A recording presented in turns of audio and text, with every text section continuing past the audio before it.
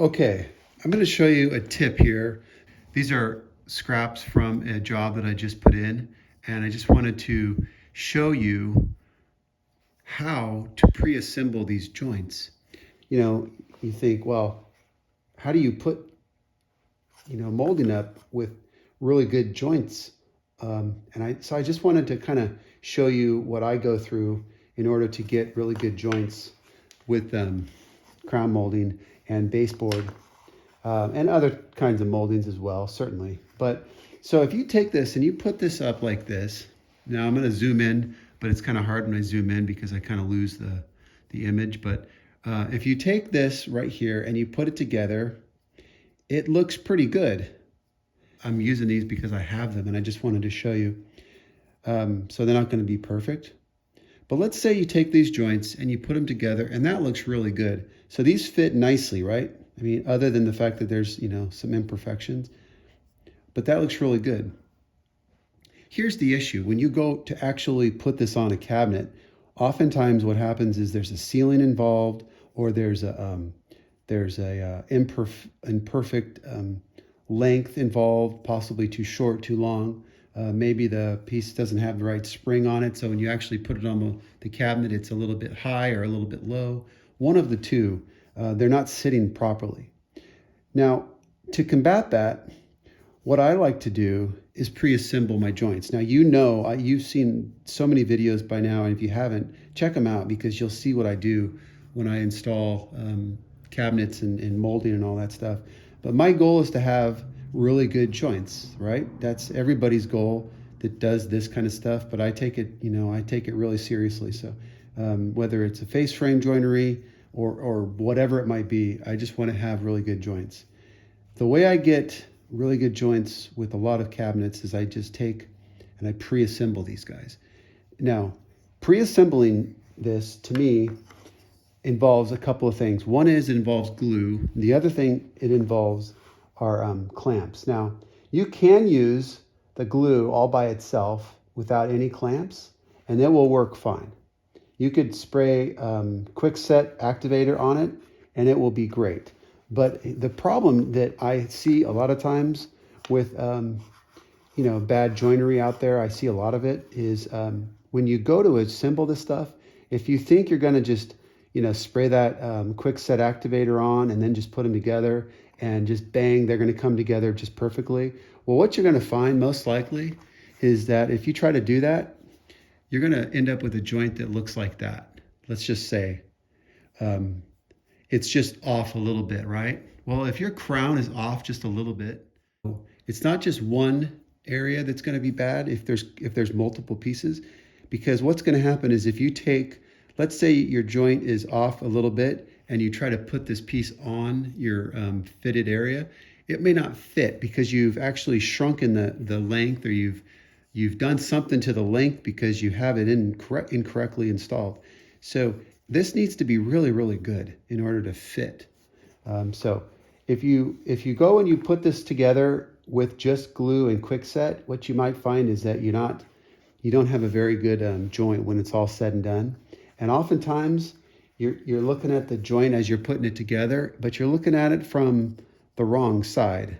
So let's say that I put this together and that looks really good, right? I mean, to me, that looks excellent. But guess what happens when I turn this around? Look at that. Now I've exposed how that joint is terrible, but it looks really good from here. It just doesn't look good from here.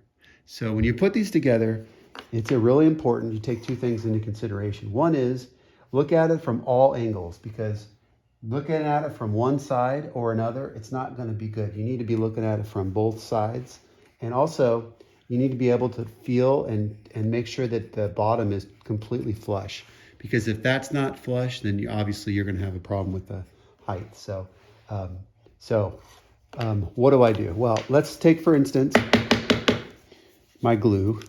Now, I like to use, this is the kind of glue I like to use, and I do not like to use gel, okay? I use the thick stuff. It depends on the kind of wood you're working with, but most of the time I find thick to be just perfect for pretty much everything. And this is not the kind that's got the rubberized filament inside of it. When I use this, I don't want the shock protection, and here's why. When I make a mess, maybe I make a joint that's not so good, and I want to take it apart. You can't do that really well with the stuff that's got the rubber in it because it won't break off so well. It'll just kind of stay together. Now, so what I'm going to do is I'm going to put these guys together. Now, that alone will be fine, but what's going to happen is that I can't hold that, right? And if I spray accelerator on it, if I'm not absolutely certain that that's going to be totally perfect, maybe I'm just, maybe a little bit new to this and I don't really know how to create that perfect fit. If I want to make sure that that stays good, what I do is use my clamps. I'm going to start right at the top and or the bottom. In this case, I can start either one, depends on, how you're situated. Start at the top, and I'm going to try to get it as close to the thickness of the material as possible, meaning I don't want to be way out here, and I don't want to be right at the end, the edge. I want to be kind of like right in that middle point where I know it's going to be squeezing that joint. And then what I want to do, since I have the top done already, what I want to do is come down to the bottom. And now this joint is opened up. I can still, work with this. What you can do, you have two options. Either I can open this up and spray adhesive or accelerator in it, and then what I'll do is close it. Or what I like to do, forget the accelerator and just go with another clamp. Now the other clamp is going to give you the ability to mess around with this guy and not worry about it moving. And again, I want to be in the same kind of situation. I want that clamp to be right in there,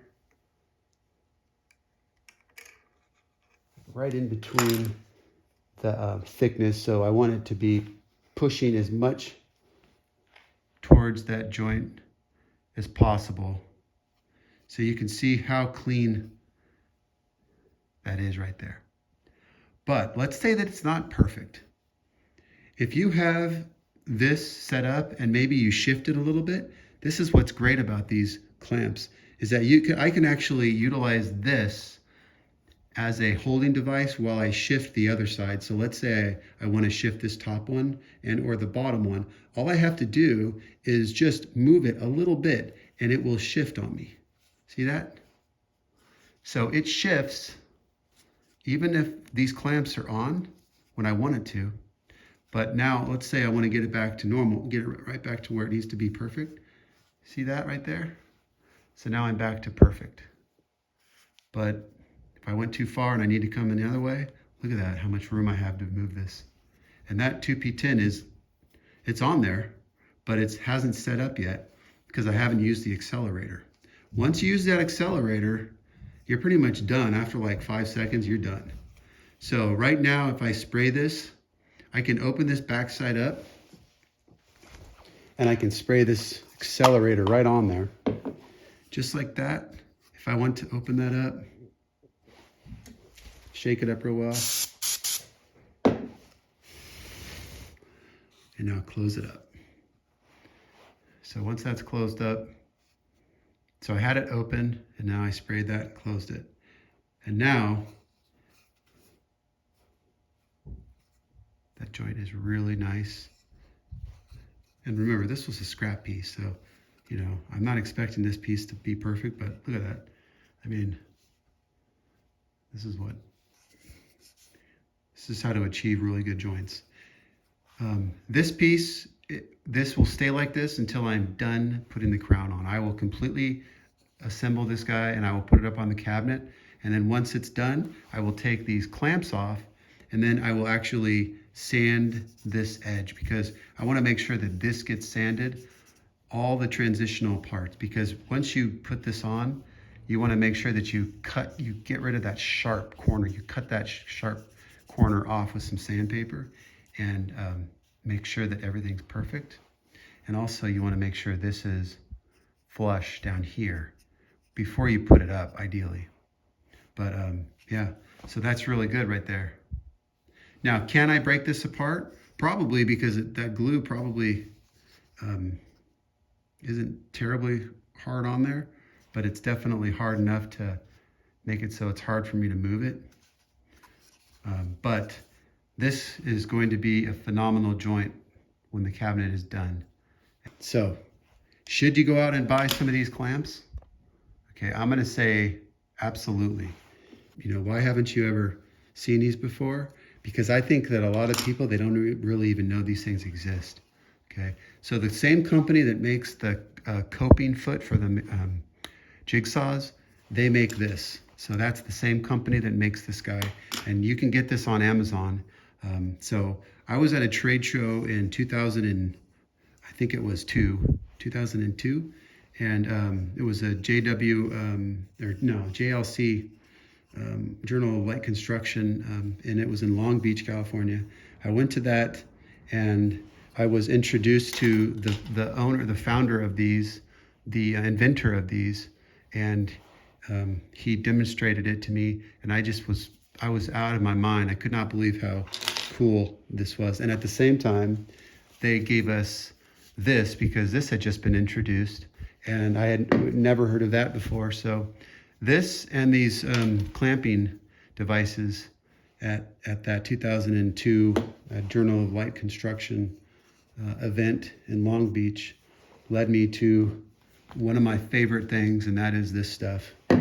I know a lot of people know about this, but you know, you gotta, I mean, you gotta use it to really appreciate it. Okay, now, so this guy's done. There's nothing else to this.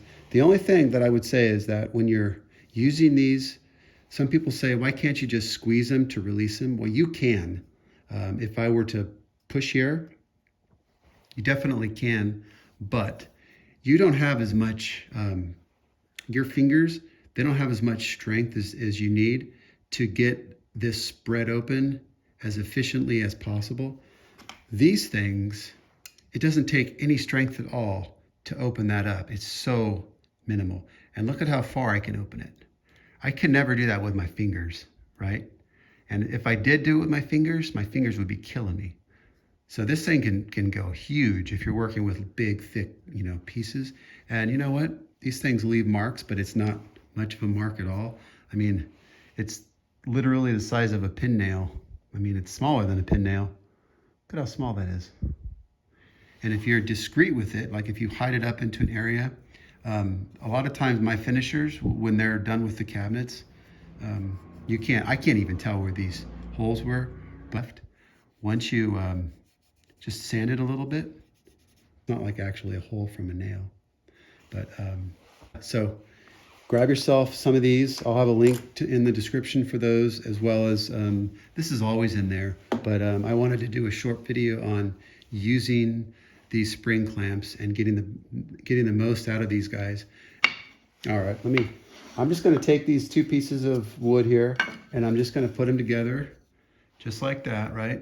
So nothing crazy. I'm just going to put it together and see how well this glue does. I'm going to show you how strong this stuff is.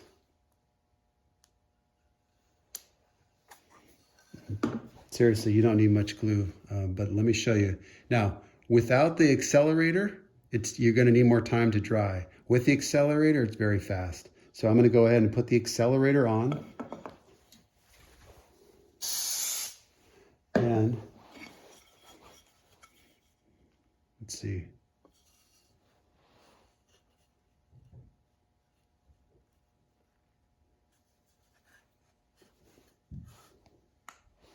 All right, so I've got that stuff clamping up here.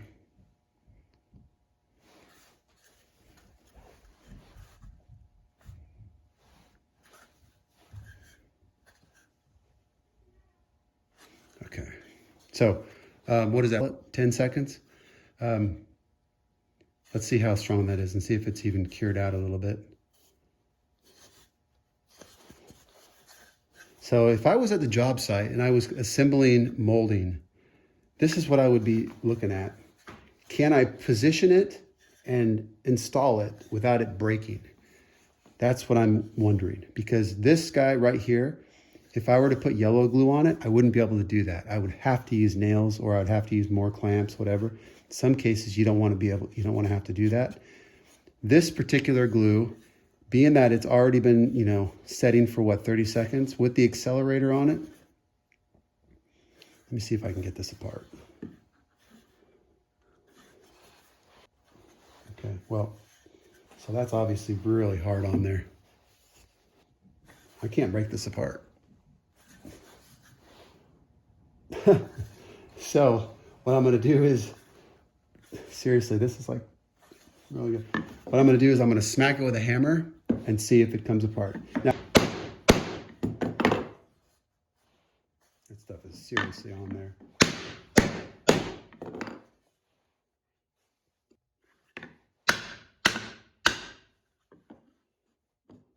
That's a testament to how strong this is.